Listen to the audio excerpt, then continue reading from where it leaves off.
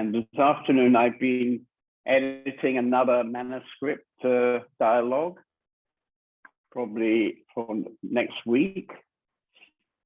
And this is very, very beautiful and touching, because after I've been working for an hour or so on any one of the scripts, it's as if I'm sitting in the hall with Ramana. It's very, very amazing, actually. And I would strongly recommend everybody to read the blogs.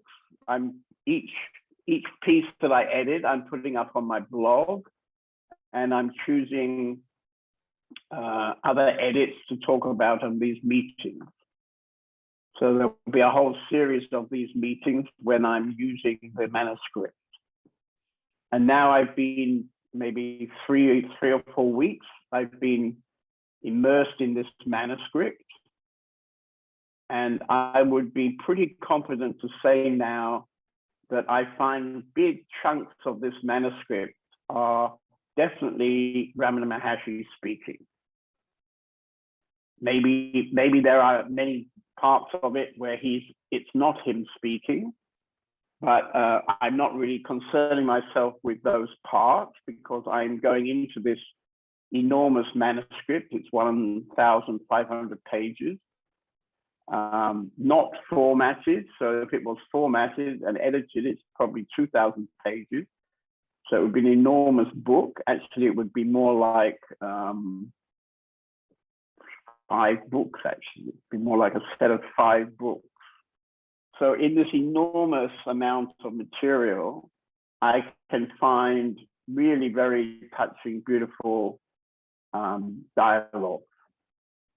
So I can strongly recommend that you read the blogs. I'm putting them up on the blogs. And now that I've got many dialogues edited, I spend all my spare time doing these edits.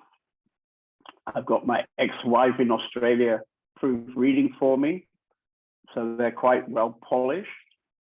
We put in brackets all the difficult Sanskrit words, and where the English is some kind of rather old-fashioned word, I'm choosing a new English word, which in the beginning was feeling a little bit naughty. But then one day I realized that Ramana himself wouldn't have spoken those English words. He would have been speaking in another language. It would have been translated by somebody 85 years ago. And of course, they translated using the English at that time. And it seems completely sensible to change the English into a modern, understandable English. So I'm doing that as I edit. So this is something pretty amazing, because now I feel myself spending my days with Ramana Maharshi, sitting in his satsang 85 years ago in 1936. This is a pretty amazing, energetic phenomena. And as you know, well, some of you will know that earlier this year, I was doing more or less the same thing with Papaji. I was interviewing many of the close Papaji disciples, and I was asking them to talk to me about their experiences with him. So for many months, I felt myself living day by day with him, and now Ramana Maharshi at the moment has taken over. So I don't know if I can get back to dear old Papaji. I might have to get some help. I think I'm a bit overwhelmed. And anybody who would like to help me formatting and doing the basic, basically it's only for formatting, because one of the things that's pretty amazing about this manuscript is that when I do the basic formatting and go through it, it comes out in very, very good grammatic English. So whoever did it originally has done a very, very good job, amazingly good job. So although the material is quite tough to understand, and there are a lot of Sanskrit words, which of course were spoken by Ramana, but in a way, it's not difficult to edit it. It's not difficult. It's quite time consuming, but it's not really difficult. So probably I can finish, all the best bits in about 10 years' time. But of course, I'm hoping I get some help, So if anybody is in any way attracted to this project, there's many jobs that could be done by people to help me. Yeah. Okay, so tonight we're gonna go into a text about meditation. Pretty touching, I would say, pretty intensive text. But before we do that, let's do our regular beginning meditation. So I would ask you to sit comfortably and close your eyes and look inside.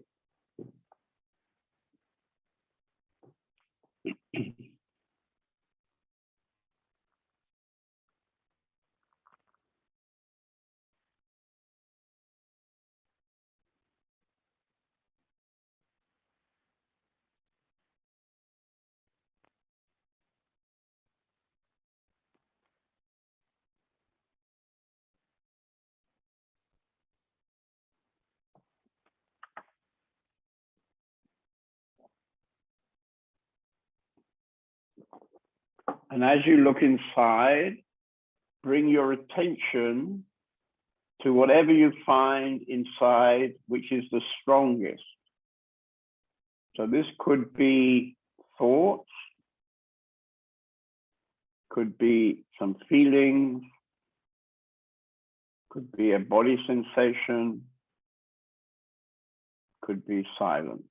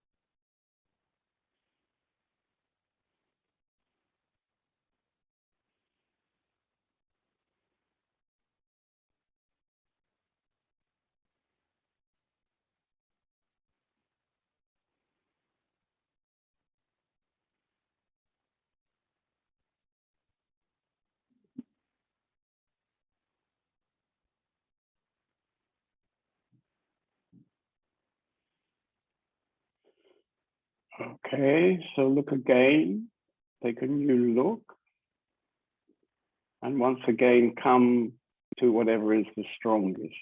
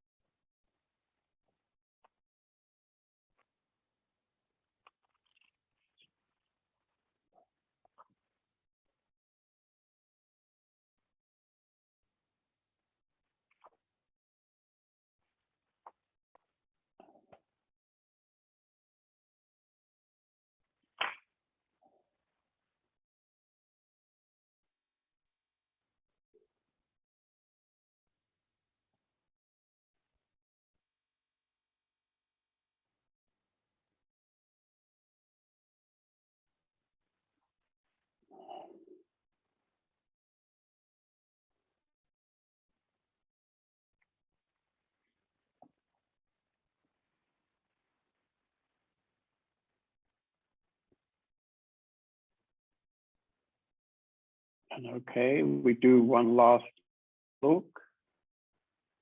And this time, give yourself permission to fall deeper inside.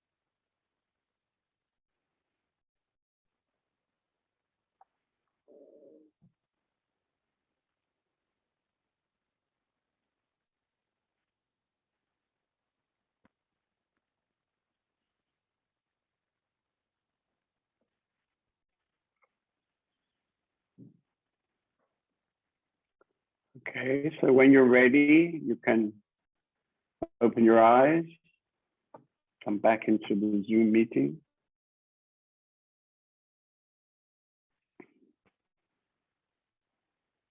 So we have Lakshmi back with us tonight. So I guess we're going to have to ask Lakshmi to share her lovely energy with everybody and tell us how it was for her, the meditation. Yeah, hello everybody.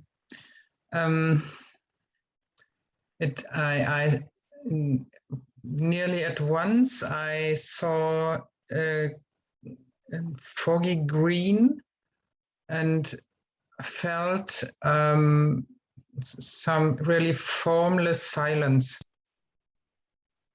Yes, formless silence. Yeah, was very nice and very easy.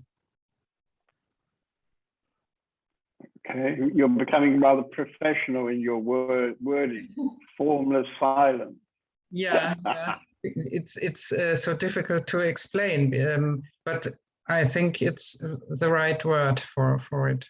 Formless, yeah, formless. Right, yeah. right. Yeah. Okay, very nice. So let's see. Somebody else likes to offer themselves.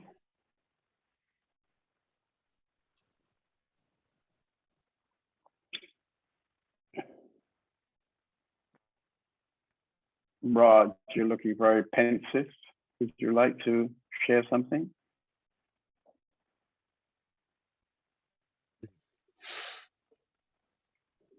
Yeah.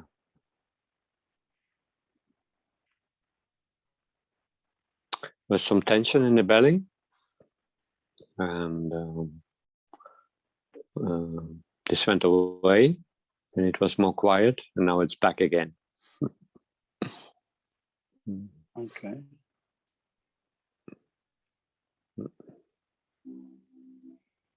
Okay. Somebody else? we've got a couple of new guests tonight. We've got Thomas Schroeder, and I can't pronounce the name correctly, I'm sure, but something like Webaga. But they both don't have their camera on, so I can't see them. Are you there? Would you like to share something?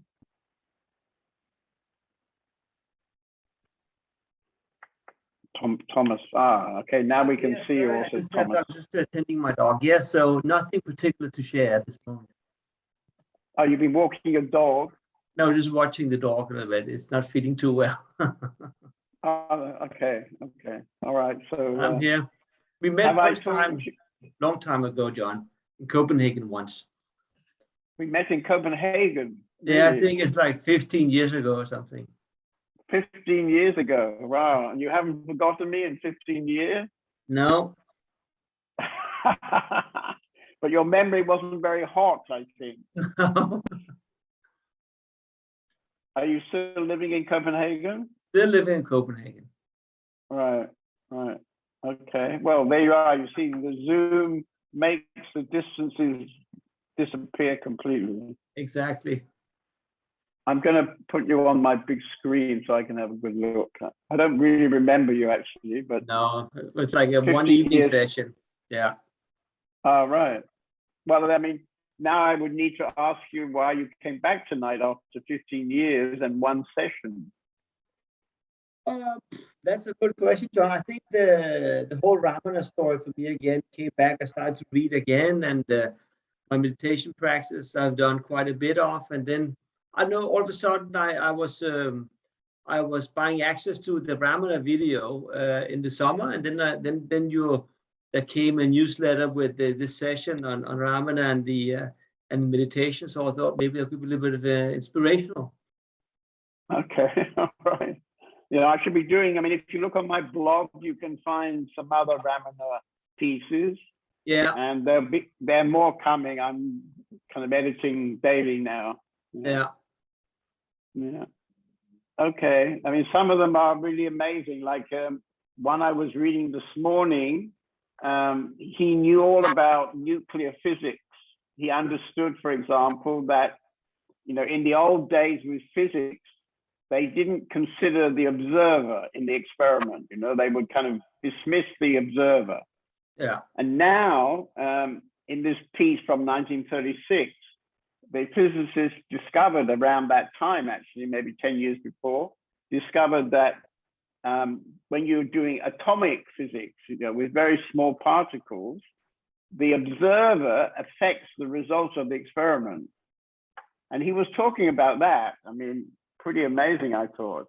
Yeah. Yeah. Okay, because he comes over as this kind of very friendly guy in a loincloth, you know, sitting on a couch. So you don't really expect him to be talking about nuclear physics and the effect of the particle, the effect of an observer on the particle. Yeah. Nice. Okay. So somebody else would like to share? There's somebody whose name I can't pronounce there now. I try again. I'm not very good. Weber Mayading. I'm sorry I haven't pronounced your name, but I'm kind of almost impossible for me to do that. If you were called Joe, it's called Joe, it would be much easier. Can you hear me? Yes, yes, we can see you and hear you. Yeah, the name is pronounced Wiebke. Wiebke, okay. Wiebke, yeah, it's a German name. Right. It's Right. always hard for, yeah, English speaking. Okay. People, it's hard to pronounce it. Yes, I'd love to share. For me, it's like in this meditation, it's a feeling of energy going up from the bottom of the spine, or chakras, however, chakras from the bottom of the spine, and then it would go up to here, and then often then it stays here, and yeah, I cannot always have words for what is happening, but yes, yeah. Right. Well, you've got kind of flashing lights on your screen tonight, so maybe there's a strong energy around you. Yeah, I think the camera is broken a little bit. Okay. You've got sort of stripy colors, quite dramatic. So I'm glad you had a good meditation. Sounds nice.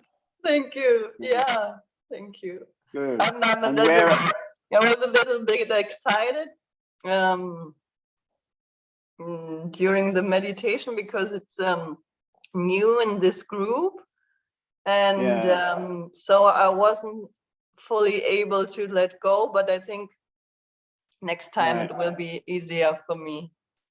Okay, and where are you? You're in Germany somewhere, I guess. In Hamburg. Hamburg, okay, right. And did we meet in Hamburg? Years ago I came to Hamburg, but not recently. No, we haven't met. I have been reading books, some of your books, and I watched the documentations, the one with the masters, the European masters and the Indian masters, and yeah. Right. Thank you. And have you seen the recent one, Meetings with Remarkable People? No, I haven't. You better rush to the bookstore or click on Amazon. It's got some very nice interviews with some of most of the main teachers from Papaji, actually, Gangaji and Amuji. Perfect, yeah. And Andrew Cohen. It's a pretty amazing book, I would say. Very well. That's the most recent book we've done. Yeah. Okay, nice to meet you. Yeah, nice to meet you. Thank you. Okay, maybe one more person who would like to share. I saw Lena is back with us from Kiev. Would you like to share? We have Vanya to translate for you. Good to see you again. Классно видеть тебя снова. Рада видеть тебя тоже. I'm also happy to see you. Right. Соскучилась даже. I would say that I even miss you. Right. Well, it's very good to miss me because it's not really anything very personal. When you say you miss John David, you're not really missing him personally, but what he represents, which is your own true nature. I think this is what you're missing. And maybe I can remind you of that.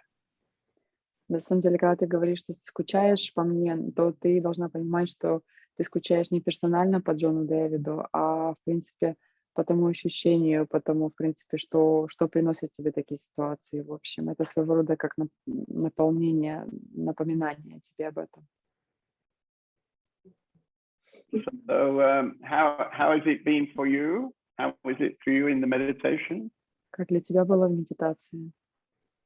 Я после тяжелого трудового дня смогла расслабиться. After hard working day, I was finally relaxed. Good, yeah. И даже тишина вот такая вот у меня появилась внутри. And again, I felt this quiet inside. Good. И очень хорошо стало. And in general, I feel very good. Good. Okay, lovely. And we have another Russian lady who I'm very happy to see. Elena, would you like to share something? И у нас другая женщина из Украины, тоже Елена. Ты хотела бы чем-то поделиться?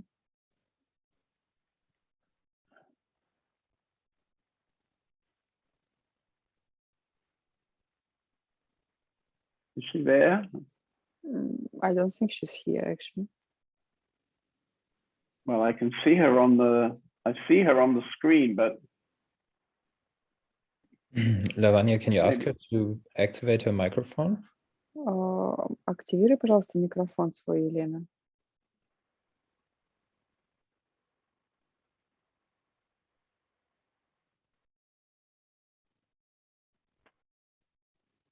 Okay, maybe. Okay, so maybe we ask somebody else. So Anushka, you haven't spoken for some time. You've got a Russian name. We'll call you a Russian tonight. Анушка, может быть, потому что у нее русское имя, то мы назовем тебя русской сегодня. Hello. Yes, it was like very quick space. So I felt a space and quietness. But then also very quick came thoughts, like all the thoughts from the day. It was nothing important, there just was rushing. I mean, I don't know. Maybe it's because it was a busy day, it was a busy time. Okay. Good, okay. Your group is finished now, has it? The seminar's finished? Yes. But we have guest bookings and massages and other dramas going on here. But it's okay. It's okay. Good. Okay. So Kiran, he hasn't spoken on this. Can we invite you to share your wisdom with us, Kiran? I don't think I have wisdom. Oh, yes. Excuse me. No. Yes. I don't know. It's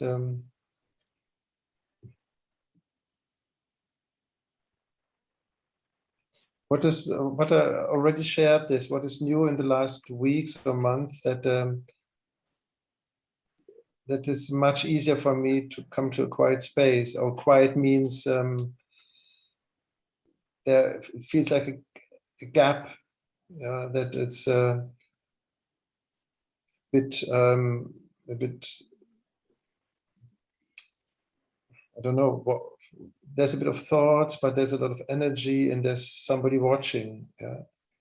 And especially in the evening, in the night, if I have time for myself and in the meditation. All right. And what happened in this meditation? And in this meditation, it came right in the end. Yeah, in the beginning there were a lot of thoughts. Yeah. Again, right in the end. Right. Okay. Okay. Anybody else like to offer? Otherwise, I'll move on, I think. Okay. So I'm going to try to tackle this dialogue about meditation. So I'm not quite sure how to deal with it. 3 pages, well, 2.5 pages. So I think I'll start off trying to read the whole thing, and then I'll read it bit by bit. And then maybe I'll read again certain bits and talk about them. That's the plan, but it may change. So anyway, so the situation is that Ramana would have been kind of sitting on a couch, and in 1936 he might have been sitting in a stone building, but it's quite likely he was sitting in a bamboo building, surrounded by perhaps 20 people sitting on the floor around him, and people would visit him and ask him questions.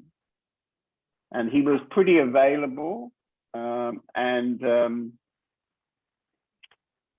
people could arrive and talk to him at almost any time. And when there wasn't somebody asking questions, people would sit in a deep silence with him. So he was asked, I'm unable to realize the self by means of meditation. So this whole document, the whole manuscript which I was talking about, is actually called Aham Sparana, which means self-realization. So this whole big document is about self-realization. And this word self is used by him particularly, by Ramana particularly, but is generally in India it's used. And we could call the same thing our being, our essence, or our being. So anyway, I'm unable to realize the self by means of meditation is the question. And Ramana replied, where are you now? Are you in the self or out of it? Can there be anything apart from the self? I understand that the self is a non-dual, yet ignorance prevents me from realizing the non-dual self. The question, who is ignorant of what, is his answer. Are there then two selves so that one of them can be ignorant of the other? Then he got the question, I'm only a limited being and not the unlimited self. And then he answered, limitation is only a mental concept. It is only an idea in the mind. What is your state in deep sleep? You exist in deep sleep. You also exist now. Is it the same? You? But the feeling of limitation does not arise in deep sleep. Why? Answer. Question rather. Because now my mind is active. In deep sleep, the mind was asleep. And then Ramana said, there was no mind in sleep, but you were there. So mind comes and goes, but there is no change in that which is actually you. You, the self, remain always. The self remains unaffected whether mind is present or absent. Then the question, I understand all these concepts theoretically, but I'm unable to realize my true self. Bhagwan, introvert the mind gradually and you will see one day what you really are.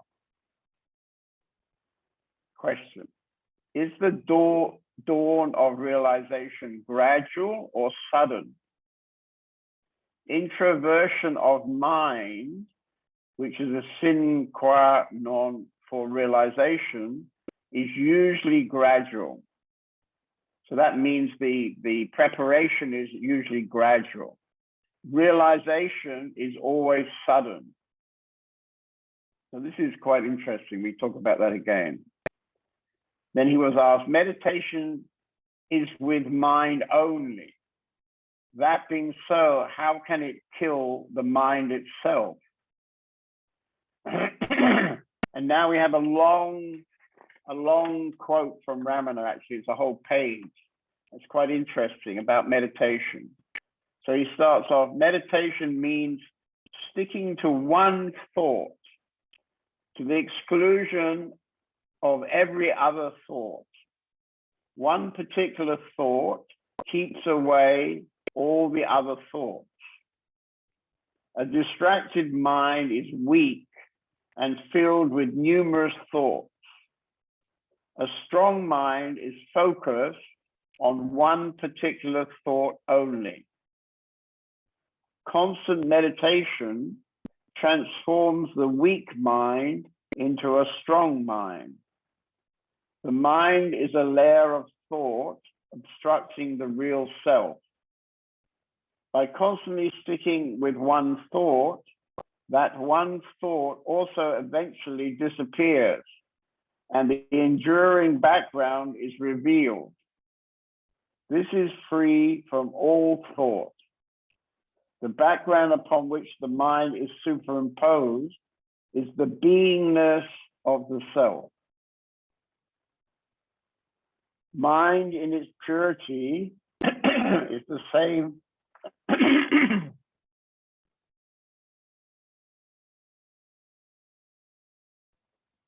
Mind in its purity is the same as the beingness of the self.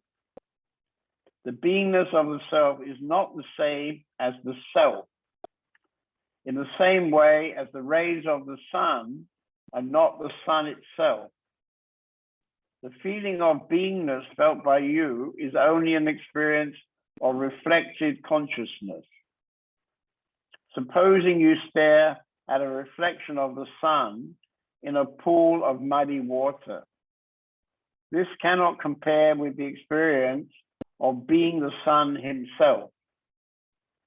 To reach that state, one's bodily and mental identification must be given up. The ignorant man believes that his self is confined to the body only, whereas the Jnani's experience is that the body and world cannot remain apart from the self. The self of the Jnani is a realized person, by the way. Jnani means a realized person. The self of the Jnani is infinite and includes the body also. The blissful peace of the self is your true nature.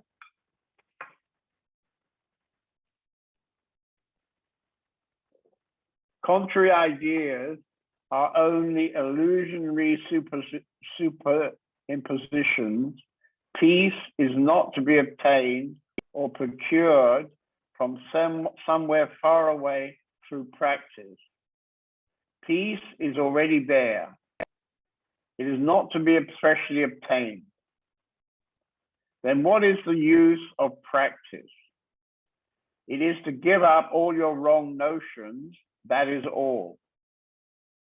Your true nature encompasses the three states and extends beyond them. You are really the formless self. The self or heart is all that exists.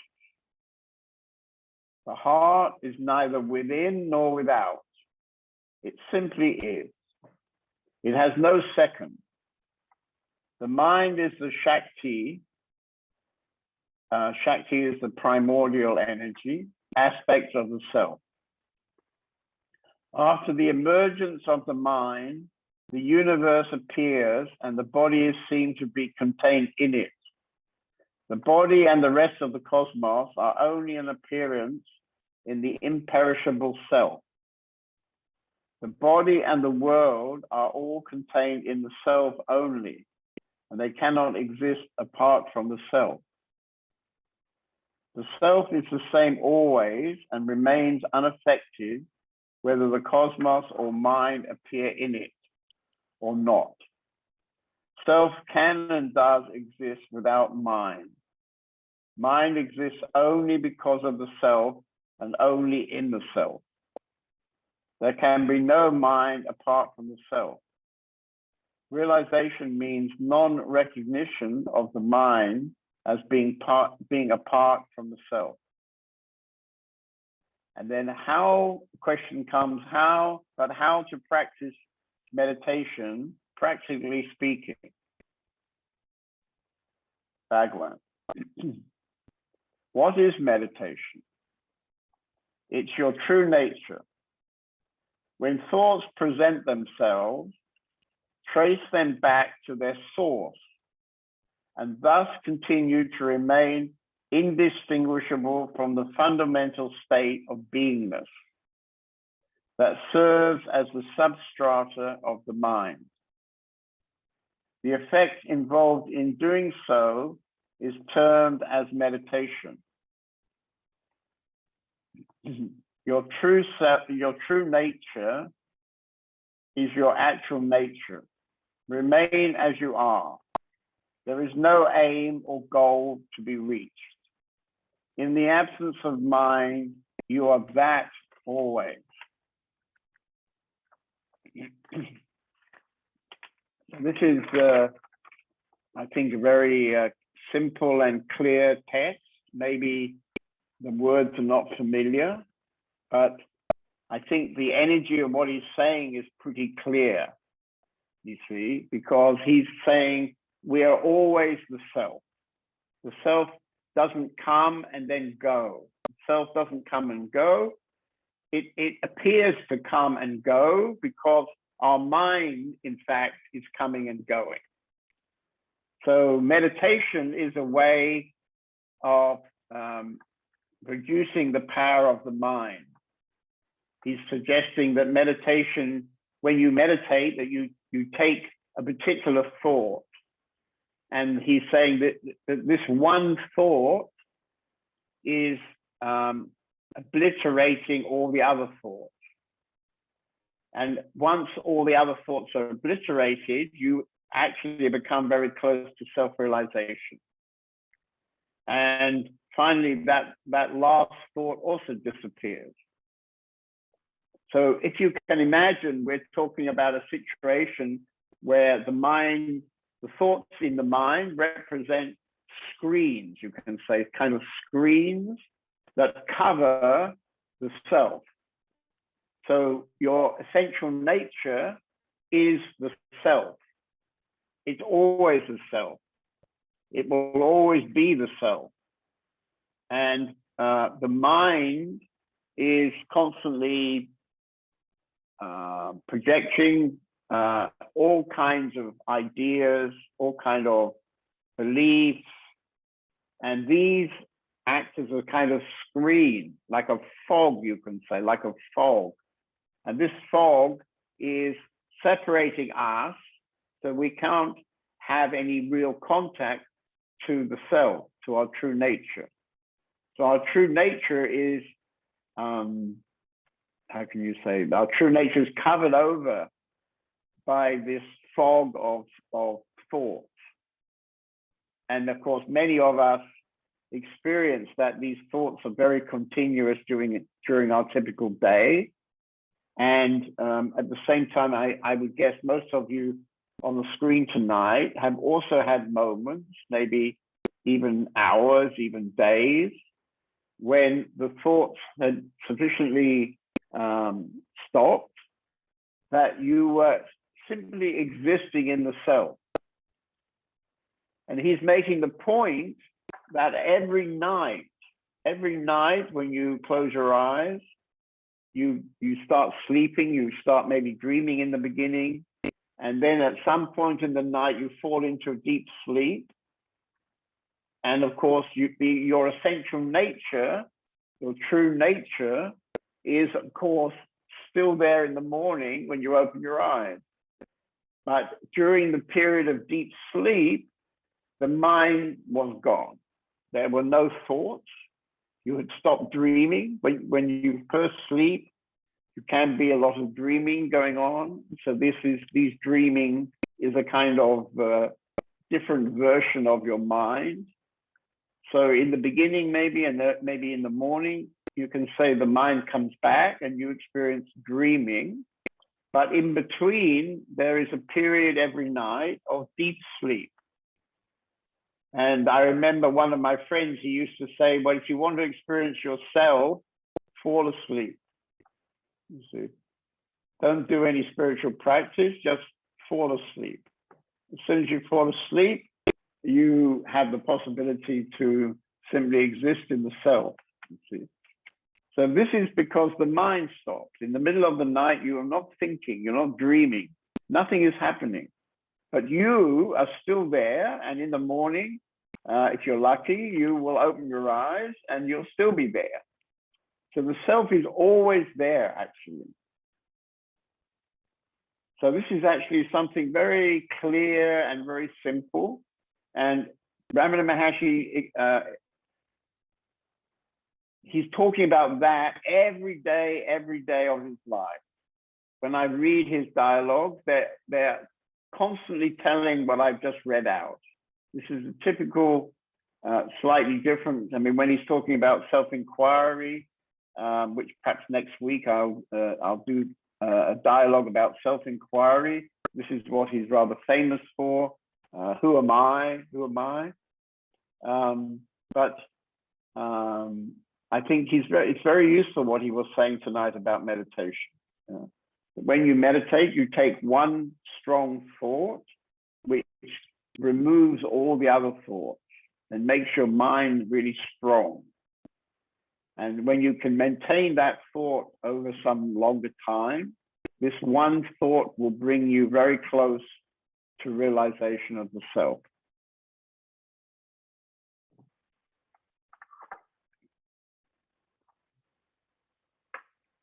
So I've marked up some particularly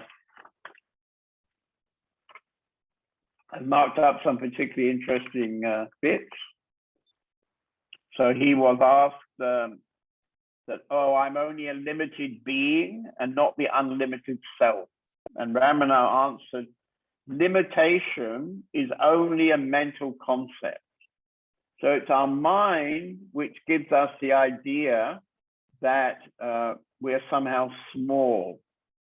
Of course, the self is vast, the self is enormous, the self is actually everything. Everything manifests out of the self.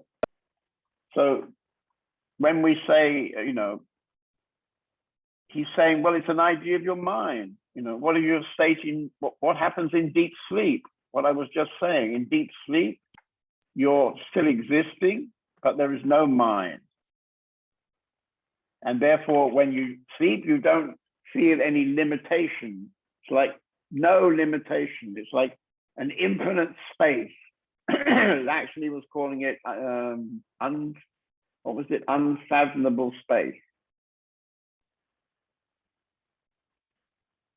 I have to click on her to get this. Oh, I get Anushka.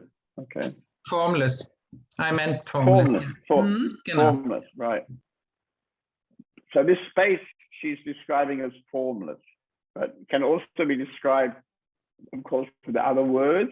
And it's a kind of infinite space, infinite. There is no boundary, no limitation. So this happens every night. Everybody knows this. Everybody knows it. And if you just somehow consider this a little bit, then you very easily can see that it's only the thoughts in your mind which create a kind of barrier, a kind of fog, kind of screen. And once those thoughts become less and less and less and less, there's less to stop you being there with the self. And I'm sure many of you have had this. Maybe somebody would like to share their experience about that, particularly our guest tonight. Be nice to hear somebody describing what happened for them.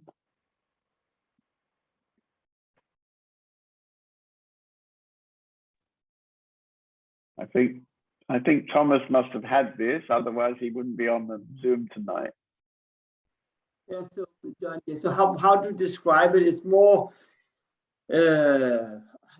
it's more like a feeling of disintegrating the body, and just that for me it's an experience where when you meditate that the body falls away and there's an enormous amount of energy and heat in your system, and it's very peaceful at the same time.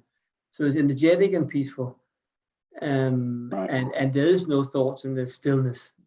That's at least how I experience it. But I suppose that experience, John, when you talk about deep sleep consciousness, I mean, that's an unconscious consciousness, right? I mean, you're not conscious of your deep sleep. You're not conscious of that state. That's the bugger, right? How to become conscious of that. Right. Yeah. But you know, this is actually something we should. I've been reading a text when he's talking about how it is for him to be in that state of the self. You know, we'll do that another night, because it's quite fascinating to listen to what he says, because he's basically saying I don't exist. You know. Yeah.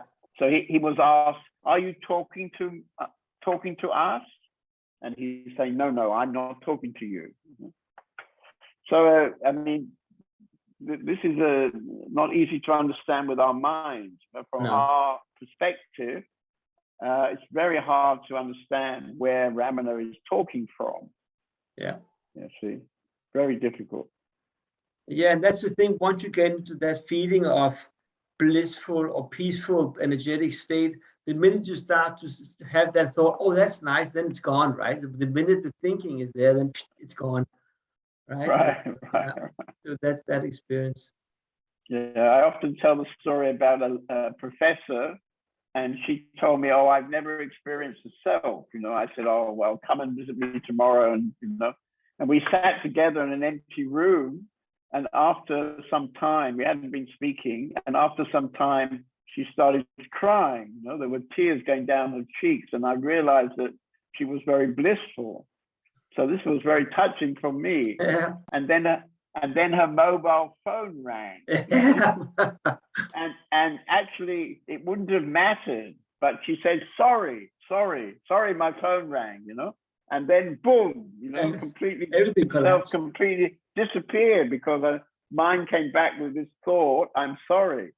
Yes. If she wouldn't have said anything, the phone wouldn't really have disturbed that. No, because that's right. the self also includes the ringing phone. You know? So no problem with that. But for her, she was a bit embarrassed that her phone rang in such a beautiful moment. The test. Yeah. Okay, thank you for sharing. Would somebody else like to share some moment when they dropped into the self? Maybe we ask Radha. She doesn't like to speak too often. Would you like to share, Radha? Not really. The trouble with the people who are the strongest in the self, they don't want to say anything, or they can't say anything.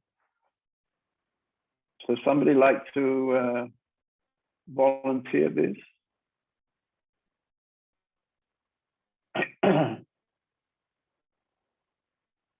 Maybe the lady with the very difficult name, maybe you would like to share something like that, because it's probably happened to you. And Yeah. that's also why you came on this meeting tonight. Yes, it happens. It happens every now and then. I think when the first time it happened was on one of my teachers said, he was describing path of yoga. And I was thinking, oh my God, if I have to do all of these steps, I will never arrive.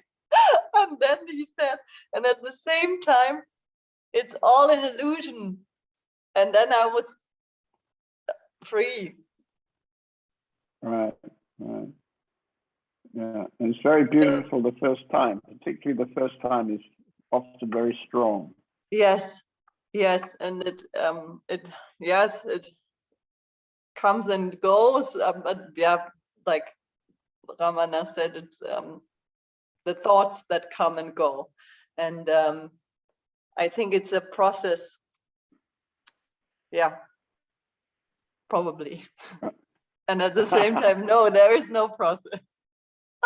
Right.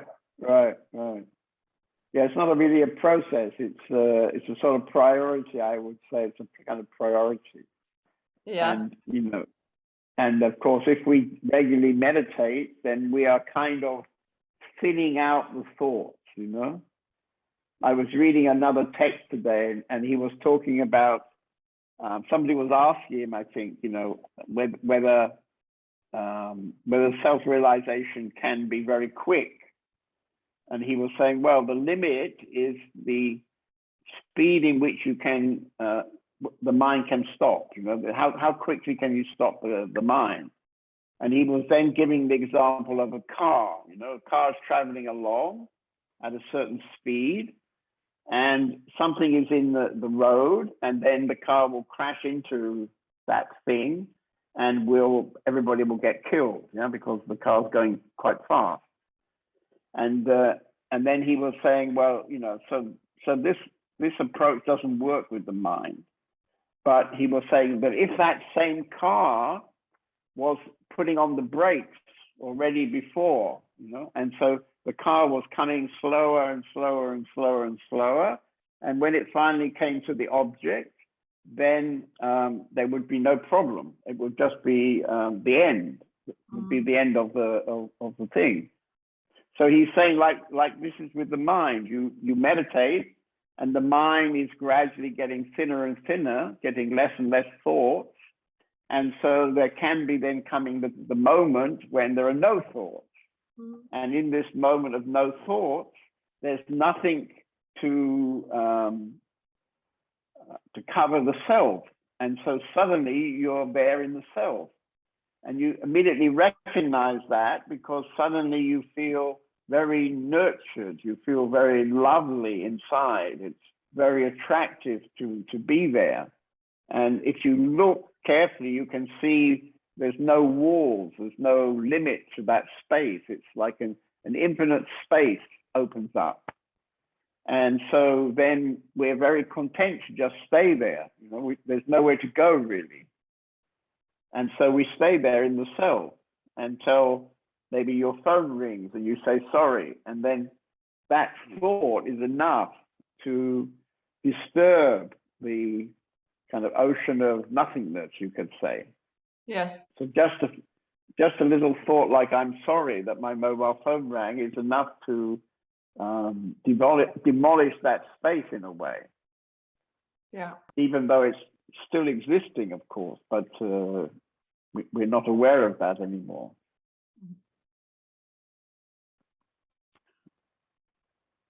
So, I mean, I find this teachings from Ramana, I find it's very beautiful, because in a way it appears so simple, you know, and it's so simply clear what has to happen. What has to happen is that gradually, like a car slowing down because the brakes are being applied, it's a matter of slowing down the mind through meditation, for example. Maybe next week I'll talk about self-inquiry, but at the moment tonight we've got the subject of meditation. So through meditation, holding on to one strong thought, which then demolishes all the other thoughts, you can, how can I say, you can bring the car slowly to a stop. Then the mind stops. There's no mind. Suddenly there's no mind. And in that moment, you are there in the self. So this is the work. This is the spiritual work, in fact.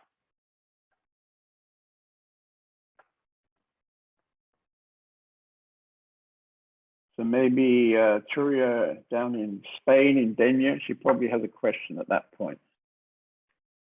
Do you like to ask it?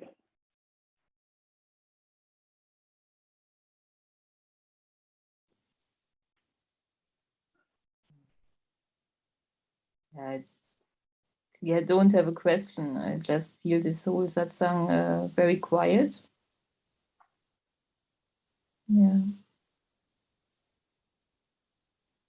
Okay. It's just like arriving inside, just from the maybe from the focus of the meeting, something like that.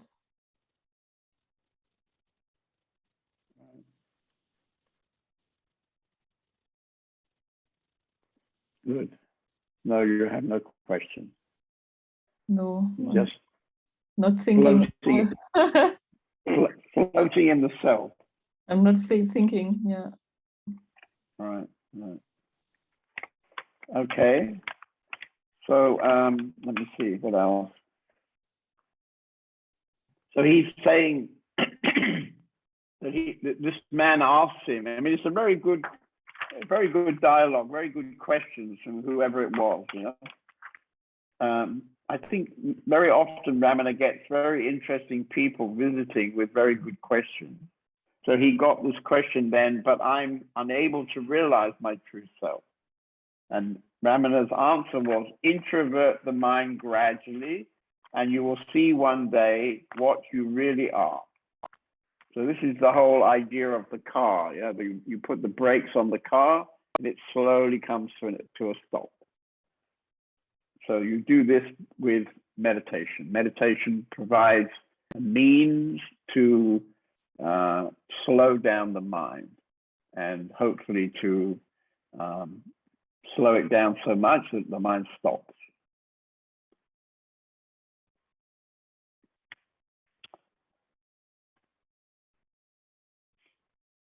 So then he's talking about using one thought to exclude all the other thoughts. And then further down, he's saying to reach that state, one's bodily and mental identifications must be given up. The ignorant man believes that his self is confined to the body only, whereas the jnani's experience is that the body and world cannot remain apart from the self. The self of the jnani is infinite and includes the body also. The blissful peace of the self is your true nature. And when he talks like this, you know, I don't know how you guys are feeling tonight, but reading this text and hearing this text in itself brings a lot of peace. Yeah? It's almost like his words bring us into a very still place. His fundamental teaching was, be still, be still. Papaji used to say, be quiet. So be quiet and be still is actually pointing to the possibility of existing from moment to moment without this fog of thoughts, without that fog of thoughts. So to do that, what we'll talk about next week, this self-inquiry is a wonderful tool in which he suggests we can constantly go back to the source of the thought. The thought arises, and we can go back to where did that thought arise from? And of course, it came exactly from the self. So his technique of self-inquiry is constantly bringing us back to the source of the thoughts, which is where we want to be. Anybody like to dialogue a bit?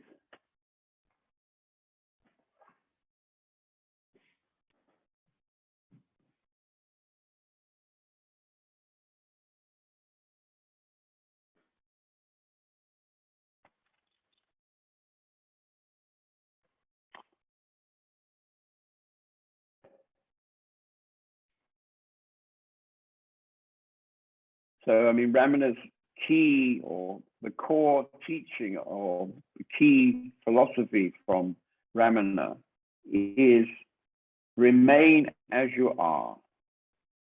There is no aim or goal to be reached. In the absence of mind, you are that always. You're always that.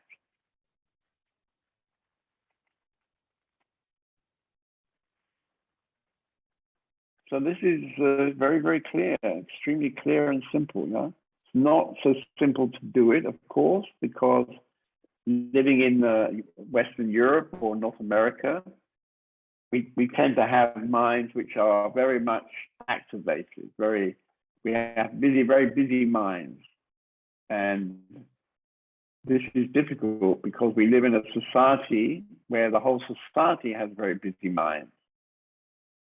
As soon as you spend any length of time out in the society, which luckily I don't, I'm kind of protected by the guys who live around me. So as soon as you go into the society, then there are just enormous cloud of mind, of thoughts, so many thoughts. Everybody chit chat, chit chat, chit chat, chit chat. We had a lady here about 2 weeks ago who became famous in the community for always talking. And she could manage to talk non-stop.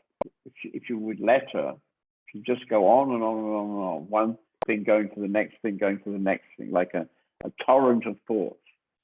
And I one evening had a chat with her, and I said to her, I said, you know, see if for one day, 24 hours, you cannot talk at all. Don't say anything.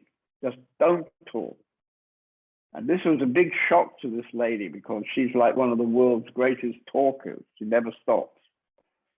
And so anyway, somehow I managed to touch her and she agreed to do this. And to be fair on her, she did it quite well. She managed to hardly talk at all for 24 hours. And then she realized that actually that was quite nice. And so I think I encouraged her to carry on for a few more days. And she found it very, very good. She was very touched because when she wasn't talking, she could be much more in contact with a deeper place inside herself. And so she had little experiences of peace and little experiences of love. So she was very thankful for this kind of technique of not talking.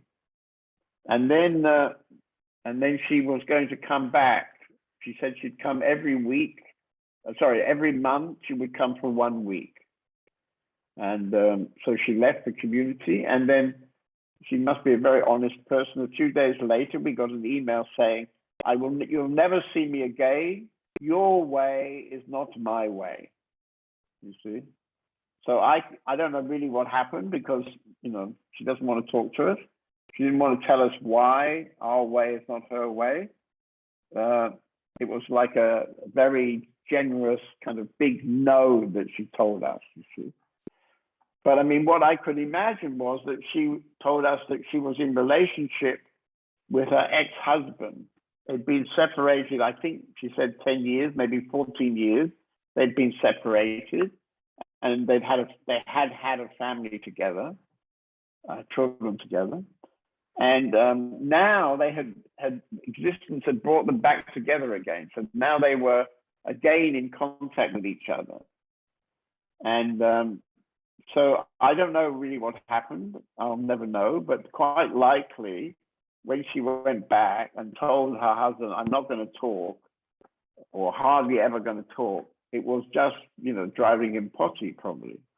She was like the world's Olympic champion for talking. And then she came home from the open sky house and suddenly she stopped completely talking. And it's very interesting, actually, if you observe this phenomena of not talking, people, if you're with people and you don't talk, they think that you're doing something against them. I don't know if you've ever tried this. It's very interesting. People get very nervous when you don't talk to them. They immediately decide that you think yourself more than them, or you think they're too less to bother to talk to, or immediately it sets off some kind of strange idea. Because it's very uncommon in society that people don't talk. In the society, I mean, as soon as you meet somebody, you launch into masses of talking. Yeah?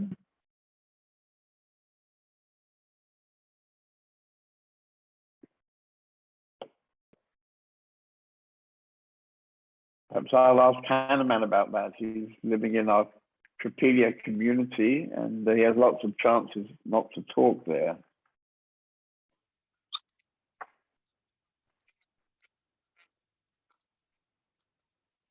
Разговаривать. So how is Hanneman? И как там Ханаман?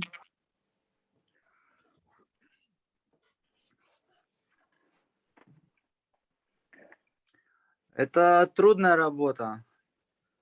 It's difficult work. Иногда грязная. Хануман сейчас проходит такие внутренние неприятные процессы. And Hanuman writes now in the deep and not really pleasant processes inside. Я могу видеть, как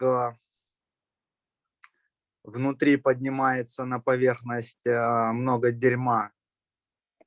И также I can see how in this situation the lots of sheets coming up from the inside. И также много дерьма поднимается снаружи. And the У нас same прорвало канализацию. it's the same as outside because tonight we have how's it? Wasting pipe was broken. Ну, также я могу увидеть тихое место. At the same time, I see a quiet place. Или смотреть myself. этим местом, или вот это я и есть, это тихое место. And look after this quiet place, or just like to understand that I am this quiet place. Это похоже на какой-то, как вакуум. Мне такая тема вакуум. И я I вот feel like это in a vacuum. У нас сейчас трудные времена в Триполи. We have a difficult time right now in Tripoli. Но в то же время это классное время. Это классное время. But at the same time, it's very good time. Да, я могу видеть, находить себя, когда я смотрю какой-то маленькой частью. И у этой маленькой части много суждения по поводу моих близких, по поводу учителя, по поводу всего. Right now, I can see when I start acting or see from my small points when I have lots of judgments regarding my family's teacher and so on. А также я могу видеть, находить себя большим, и из этого пространства и этим пространством я могу только сказать спасибо большое. Спасибо большое. At the same time, I can see myself also very big, very wide. And at this moment, what's the only thing that I can say is thank you very much. Right. Yeah, people have the idea that, everything should always be kind of lovely, chocolates and flowers and glass of champagne. У людей есть идея, что все должно быть очень любовненько, миленько, цветочки, шампусик. But actually, sometimes when things are not going like we would want them to go, this can be a very important moment. И, иногда, когда вещи идут не так, как нам хочется, это может быть очень классным моментом. For example, today I was editing one of the texts. Допустим, когда сегодня я редактировал один из текстов, I've given it the title Guru's Grace. Называется как храбрость гуру. And милость. finally, I sent some small paragraphs, some small excerpts from this text. I sent them to Arjuna. И несколько текстов из маленьких параграфов я послал их Арджуне. And then after about 2 or 3 hours, I finished the whole dialogue. Finished editing the whole dialogue. А через 2-3 часа я уже закончил с редакцией полного диалога. And I thought, wow, this text exactly fits Arjuna's situation. Я такой подумал, вау, типа этот текст вообще колоссально подходит к ситуации с Арджуном. So I sent the whole text and said, I think this is absolutely perfect for you right now. И я послал ему целый текст и сказал, что для тебя это сейчас самый идеальный вообще характеристики. And Ramana was telling that, if you really want to realize the self, if you really want to become self-realized. И Рамана говорила, если ты действительно хочешь познать себя, узнать себя, then probably the guru has to make your life very difficult. И вполне возможно, что в этот момент гуру должен сделать твою жизнь колоссально тяжелой. And a lot of suffering, И очень много страданий. tough, difficult, Жестко, тяжело. you see. So a really good guru will make your life terrible. Действительно, хороший гуру сделает твою жизнь ужасной. Because if your life is really terrible, you'll be ready to give it all up. You'll be able to give up this whole Maya, this whole samsara, and you just give it all up because you can't stand it anymore. И, в принципе, если у тебя будет много страданий, вот, да, через которые в то же время ты поймешь, что, в принципе, это дает также тебе много любви. Чем больше тебя расширяет, тем больше ты получаешь. And he was saying that this is not a bad situation. И он сказал, что это неплохая ситуация. Because when you come to this very, very tough situation, nothing is working and your life is full of pain and suffering. Потому что когда приходишь в ситуации, что когда у тебя ничего не работает, твоя жизнь полна дерьма всякого и страдания, The only way out is self-realization. единственный выход из этого — это самопознание, самореализация. The kindest thing the guru can do is to make your life really terrible, piles of pain and suffering. И, в принципе, что гуру может сделать, это принести тебе кучу боли в своем учении, заставить тебя страдать. See? And for example, if he encourages you to enjoy, a life of pleasure, Если он вдохновляет тебя, чтобы наслаждаться жизнью, полной удовольствия, you'll never come to the energy that's needed for self-realization. только для удовольствия, то в такой ситуации ты никогда не сможешь упасть туда, в ту энергию, которая нужна для самореализации. You'll always say to yourself, well, my life is not too bad. Ты всегда говоришь себе: да, моя жизнь не так плоха. Why do I need self-realization? Для чего мне нужна самореализация? So the guru's job is to take away all the pleasure. Так что работа гуру — это снять с верхушки все удовольствие. You see? And the more you suffer, the more you're ready to give up all your beliefs, all your ideas. Even you're ready to give up who you are, who you think you are. И чем больше ты страдаешь, тем больше ты готов, чтобы отбросить все свои страдания, все свои желания, верования, идеи и ближе приблизиться к тому, кто ты есть. So as I was reading this text, at the end of it, I thought, wow, this is exactly what Arjuna's situation is. И я вот, когда прочитала этот текст, редактировала, вот, я понял, да, действительно, это ситуация по Арджуне. So I sent him the whole text. Так что я выслала ему целый текст. Anybody else who would like it, if you send me an email, I'll send it to you.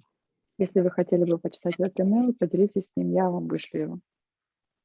And I'll also put it on my blog. Также в блоге.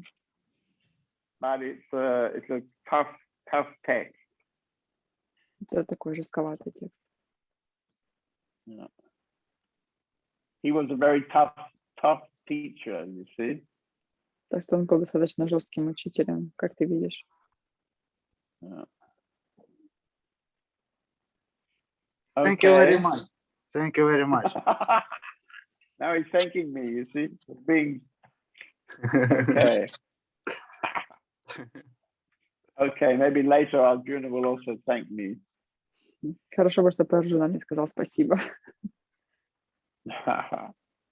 So anyway, I think that's probably enough for tonight. And I would like to say a few things because I'm an avid reader of a newspaper and watching the BBC. So I like to stay connected to what's going on around me. Even though I don't want to be part of it, I still like to know what's going on.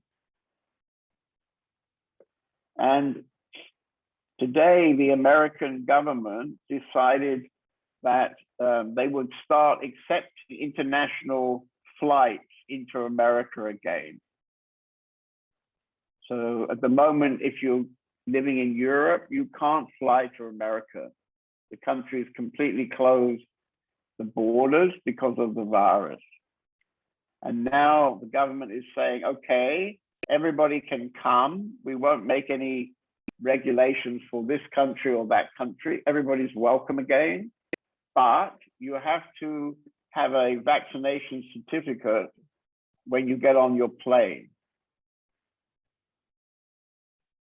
And when I was reading this, I had the feeling that if that's what the Americans are deciding, I think nearly all the other governments are going to also decide the same thing. So as you know, we're planning to have a retreat in India in January. Everybody's welcome. But I think when you come to that retreat, we don't know yet, of course, but probably to get on a plane, you're going to need to be vaccinated. So if you're one of the people who have all kinds of ideas about the vaccination, maybe you're going to have to look at your ideas and see if there's any real value in your ideas. Because I guess once the Americans decide that, all the other countries will decide the same thing gradually. And anyway, it makes complete sense that, you know, a country doesn't want to have people coming into the country who might be bringing the virus with them. And you're less likely to be bringing it if you're vaccinated. Anyway, this is a controversial subject, apparently. I'm already in trouble here or there. In fact, today we had a volunteer who has been, I think, 3 or 4 weeks in the house. And he's been looking for a community like our community for many years. He's about nearly 40 years old. And he'd been to many communities, and he discovered that he found our community very, very good. He really likes our community. He has trouble with the community teacher. You know, he has all kinds of judgments about John David because unfortunately his own father was very difficult. And he particularly has trouble about vaccination. He has a whole theory about that. And so today he just decided finally to leave. I was a bit provocating him last night in our live satsang circle. And yeah, he doesn't want to give up any of his ideas and any of his beliefs because anyway, he thinks he's a very conscious guy. He thinks he knows a lot. He knows so much that, you know, he can't work with any teacher, and he can't even surrender to a community which he was very touched by. So probably somebody like that has no chance in this lifetime of coming to freedom, actually.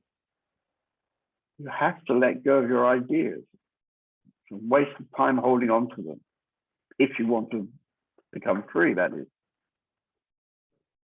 Okay, thank you.